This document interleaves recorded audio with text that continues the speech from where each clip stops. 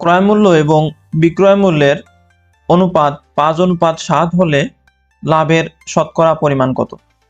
তো এখানে প্রথম যে মানটা দেওয়া আছে সেটা হচ্ছে ক্রয় মূল্য এবং পরবর্তী যে অনুপাতটা দেওয়া আছে সেটা হচ্ছে বিক্রয় মূল্য। তো আমরা এখানে দেখতে পাচ্ছি যে বিক্রয় মূল্যের পরিমাণ বেশি এবং ক্রয় মূল্যের পরিমাণ কম। অর্থাৎ এখানে কি হয়েছে, লাভ হয়েছে। কত টাকা লাভ হয়েছে? আমরা যদি 7 থেকে এই 5 বাদ দেই তাহলে লাভ হয় হচ্ছে 2 টাকা। তাহলে শতকরা লাভ কতটুকু হবে? যেহেতু ক্রয় মূল্যের উপরে লাভ হবে, সুতরাং এখানে ক্রয় মূল্য কত? 5।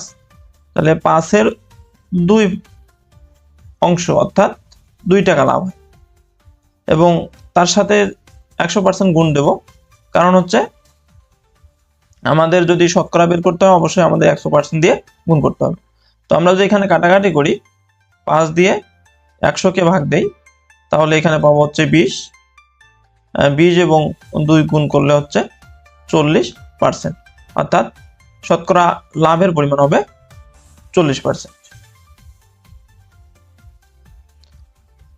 একটির ক্রয় মূল্য এবং বিক্রয় মূল্যের পার্থক্য 120 টাকা, অর্থাৎ একটা বস্তুর ক্রয় মূল্য এবং বিক্রয় মূল্যের পার্থক্য 120 টাকা।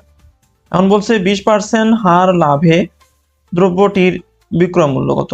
অর্থাৎ আমরা যদি 20% লাভ করতে যাই তাহলে দ্রব্যটির বিক্রয় মূল্য কত হবে সেটা আমাদেরকে বের করতে হবে। তো এখানে বিক্রয় মূল্য সমান আমরা লিখবো, যেহেতু এখানে পার্থক্য কত 120, তাহলে আমরা এই যে পার্থক্য 120 টাকা এবং এখানে কত পার্সেন্ট হার? 20% হারে, তাহলে আমরা 20 দিয়ে ভাগ দেব এবং আমরা যদি ক্রয় মূল্য 100 টাকা ধরি তাহলে বিক্রয় মূল্য অবশ্যই কত হবে? 120 টাকা হবে, যেহেতু কি 20% লাভে বিক্রয় করতে হবে। তাহলে আমরা এই যে 120 দিয়ে গুণ করে দেবো। তাহলে আমরা যদি এই 20 দিয়ে 120-কে ভাগ দেই তাহলে পাবো 6 এবং 6 দিয়ে আমরা যদি 120-কে গুণ দেই তাহলে আমরা পাচ্ছি গুণফল 100-টির বিক্রয় মূল্য 720 টাকা।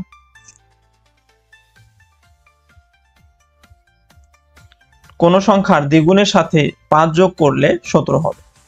তো এই অঙ্কটিকে আমরা একটা শর্টকাট সূত্রের মাধ্যমে সমাধান করব।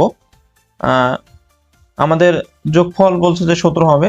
তো এই ধরনের যদি দেওয়া থাকে তাহলে আমরা কি করব, সংখ্যাটি সমান 17 অর্থাৎ যে সংখ্যাটি হবে যোগ করলে বা বিয়োগ করলে তাহলে এই সংখ্যাটি আমরা সামনে লিখব অর্থাৎ 17।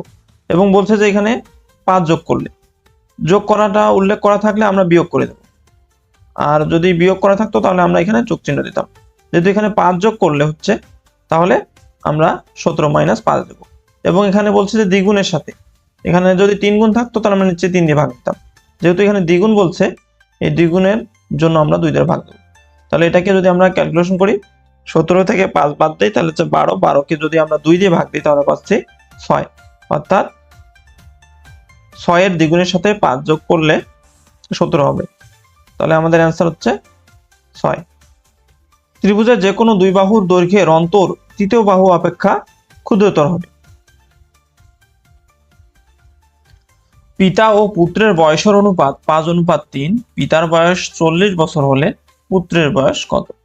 তো এখানে আমরা একটা শর্টকাট সূত্র অ্যাপ্লাই করব, সেটা হচ্ছে পিতার বয়স ভাগ পিতার অনুপাত অর্থাৎ 40/5 এবং পুত্রের যে অনুপাত রয়েছে, যেহেতু আমরা পুত্রের বয়স বের করব সেহেতু আমরা এই যে পুত্রের যে অনুপাত সেই অনুপাত দিয়ে আমরা 40/5-কে গুণ দেব। তাহলে আমরা যদি 5 দিয়ে 40-কে ভাগ দিই তাহলে পাবো হচ্ছে 8 এবং 3 গুণ করলে 24 বছর, অর্থাৎ পুত্রের বয়স 24 বছর। একটি চাকা ঘন্টায় 1000 বার ঘুরে 72 সেকেন্ডে চাকাটি কতবার ঘুরবে? তো এই ধরনের অঙ্ক যদি দেওয়া থাকে তাহলে যতবার ঘুরে সেটাকে আমরা উপরে লিখব, অর্থাৎ 1000 আমরা উপরে লিখলাম, আর 1 ঘন্টা সমান হচ্ছে 3600 সেকেন্ড, অর্থাৎ ঘন্টাটাকে আমরা সেকেন্ডে প্রকাশ করব। যেহেতু এখানে 72 সেকেন্ডে বের করতে বলছে, অর্থাৎ সেজন্য আমাদের কিন্তু এই ঘন্টাটাকে সেকেন্ডে রূপান্তর করতে হবে এবং এটা হচ্ছে 1 সেকেন্ডে অতিক্রান্ত দূরত্ব। তাহলে 72 সেকেন্ড কত দূর যাবে, তার সাথে এই সংখ্যাটার সাথে অর্থাৎ 1000/3600 সাথে 72 গুণ করতে হবে। তাহলে আমাদের গুণফল হবে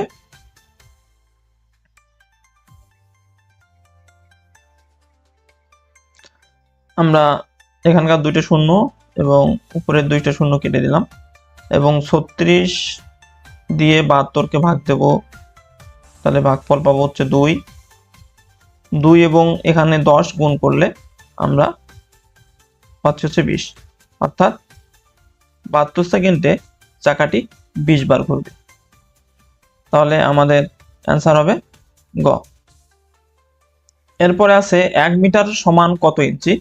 আমরা জানি 1 মিটার সমান 39.37 ইঞ্চি। তাহলে আমাদের অ্যান্সার হচ্ছে গ। একটি বাক্সের দৈর্ঘ্য 2 মিটার, প্রস্থ 1.5 মিটার এবং উচ্চতা 1 মিটার হলে বাক্সটির আয়তন কত। সেক্ষেত্রে আমরা আয়তনের সূত্র জানি, দৈর্ঘ্য গুণ প্রস্থ গুণ উচ্চতা।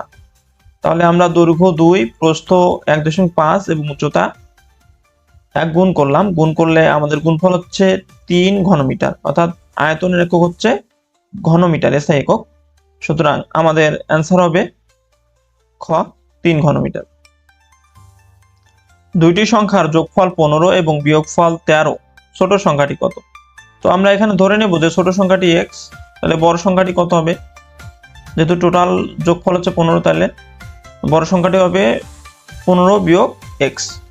তাহলে আমরা শর্ত মতে পাচ্ছি 15 - x এবং তার থেকে যদি আমরা x বাদ দেই তাহলে সংখ্যাটা পাবো হচ্ছে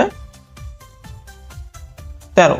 ডান দিকে নেই, একবারে 2x - x মিলে 2x লেখা যায় এবং এখানে 15 - 13 অর্থাৎ বিয়োগ করলে হচ্ছে বিয়োগফল 2, অর্থাৎ 3x সমান হচ্ছে 2, তাহলে x সমান 1।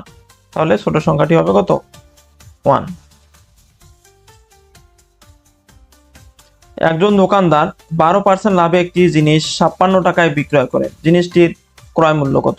তো আমরা ধরে নিলাম ক্রয় মূল্য 100 টাকা হলে 12% লাভে বিক্রয় মূল্য কত হবে, 100 + 12, তার মানে কত, 112 টাকা। তাহলে আমাদের যেহেতু ক্রয় মূল্য বের করতে হবে, তাহলে আমাদের কি বিক্রয় মূল্যটাকে সামনে লিখতে হবে।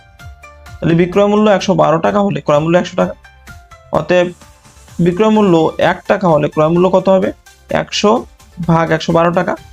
যেহেতু এখানে 56 টাকায় বিক্রয় করে, তাহলে বিক্রয় মূল্য 56 টাকা হলে ক্রয় মূল্য হবে 100 ভাগ 112 গুণ 56 টাকা। তো এটাকে আমরা ক্যালকুলেশন করলে বিক্রয় মূল্য পাচ্ছি 50 টাকা। তাহলে আমাদের অ্যান্সার হচ্ছে 50 টাকা। x - 1/x = 5 হলে x² + 1/x² এর মান কত। তো আমরা এক্ষেত্রে অনুসিদ্ধান্ত জানি যে a² + b² = a - b² + 2ab।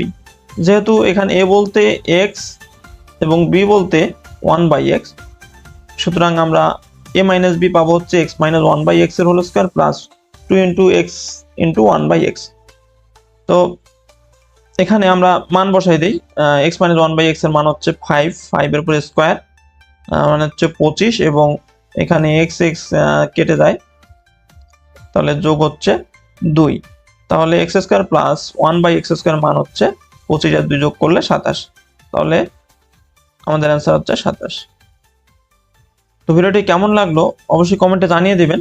ভিডিওটি ভালো লাগলে অবশ্যই ভিডিওটি লাইক করবেন, কমেন্ট করবেন এবং শেয়ার করবেন এবং আমাদের চ্যানেল নতুন হলে অবশ্যই চ্যানেলটি সাবস্ক্রাইব করবেন। দেখা হচ্ছে নতুন কোনো ভিডিওতে। ততদিন সুস্থ থাকবেন, ভালো থাকবেন। ধন্যবাদ সবাইকে।